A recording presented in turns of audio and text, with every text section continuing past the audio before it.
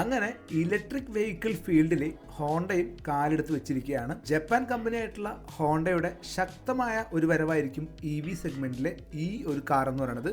So ഈ ഒരു കാറിന്റെ പേര് സലൂൺ എന്നാണ്. പേര് പോലെ അത്ര സിമ്പിൾ അല്ല കാറ്. ഒരുപാട് ഫീച്ചേഴ്സോട് കൂടിയിട്ടാണ് ഈ കാറ് വരുന്നത്.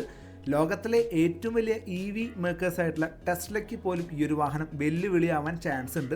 ഇത് പ്രധാനമായും ഫോക്കസ് ചെയ്യുന്നത് എഫിഷ്യൻസിയും സ്പേഷ്യസും അതുപോലെ തന്നെ ഡ്രൈവിംഗ് പ്ലഷറുമാണ്.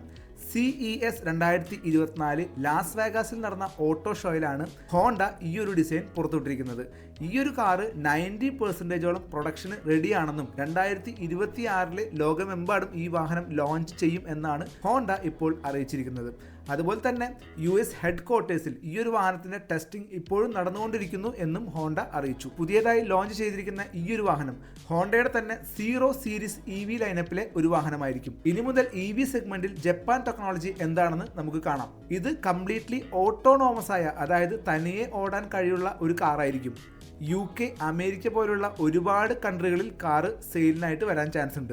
SUVകളുടെയും MPVകളുടെയും കാലം കഴിഞ്ഞു. ഇനി മുതൽ ഇത്തരത്തിലുള്ള ഫ്യൂച്ചറിസ്റ്റിക് ഡിസൈൻ ആയിരിക്കും കൂടുതൽ ആളുകൾ ഉപയോഗിക്കുന്നത് എന്നാണ് ഹോണ്ടയുടെ അഭിപ്രായം. ഹോണ്ടയുടെ സലൂൺ എന്ന ഈ ഒരു കാർ ഡിസൈൻ ചെയ്തിരിക്കുന്നത് ടോഷിനോബു മിനാമി എന്നൊരു വ്യക്തിയാണ്. വാഹനത്തിന് അകത്ത് സെറ്റ് ചെയ്തിരിക്കുന്ന LED ഡിസ്പ്ലേയിൽ എല്ലാ ഡീറ്റെയിൽസും വാഹനത്തിന്റെ കാണാനായിട്ട് സാധിക്കും. ഇതേ വാഹനത്തിന് തന്നെ ഒരുപാട് അപ്ഡേറ്റഡ് വെർഷൻ ഫ്യൂച്ചറിൽ കാണാൻ സാധിക്കുമെന്നും ഹോണ്ട പറഞ്ഞു. ഫ്രണ്ടിലുള്ള പിക്സൽ സ്റ്റൈൽ LED കൂടുതലും ഫംഗ്ഷനാലിറ്റി മാത്രമാണ് ഫോക്കസ് ചെയ്യുന്നത്. ഇതിന്റെ റേഞ്ച് ആയിട്ട് പറയുന്നത് ഏകദേശം 500 കിലോമീറ്റർ ആണ്. 10 മുതൽ 80% ചാർജ് ചെയ്യാനായിട്ട് വെറും 15 മിനിറ്റ് മാത്രമേ ഇതിന് സമയം ആവശ്യമുള്ളൂ. വാഹനം കംപ്ലീറ്റ്ലി ആർട്ടിഫിഷ്യൽ ഇന്റലിജൻസിന്റെ സഹായത്തോടുകൂടി പ്രവർത്തിക്കുന്ന ഒന്നായിരിക്കും. സലൂൺ എന്ന ഈ ഒരു വാഹനത്തിനോടൊപ്പം ഹോണ്ട തങ്ങളുടെ പുതിയ EV സെഗ്മെന്റിന്റെ ലോഗോ കൂടി പുറത്തുവിട്ടിരിക്കുകയാണ്.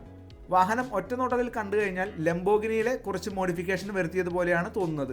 എന്നാൽ സ്ക്വയർ ടൈപ്പിലുള്ള ബ്രേക്ക് ലൈറ്റുകളെല്ലാം തന്നെ വാഹനത്തിന് ഫ്യൂച്ചറിസ്റ്റിക് ഡിസൈനാണ് കൊടുത്തിരിക്കുന്നത്. സോ പേര് പോലെ അത്ര സിമ്പിൾ അല്ല വാഹനം മാർക്കറ്റിൽ എത്തിക്കഴിഞ്ഞാൽ ഒരുപാട് കസ്റ്റമേഴ്സ് വാങ്ങാനായിട്ട് ഇപ്പോഴും വെയിറ്റ് ചെയ്തുകൊണ്ടിരിക്കുകയാണ്. സോ ടെസ്ല പോലെയുള്ള EV കമ്പനികൾക്ക് ഹോണ്ടയുടെ അല്ലെങ്കിൽ ജപ്പാന്റെ ഈ ഒരു ടെക്നോളജി എന്തായാലും വലിയൊരു വെല്ലുവിളിയായിരിക്കും. നിങ്ങളുടെ അഭിപ്രായം കമന്റ് ചെയ്യുക.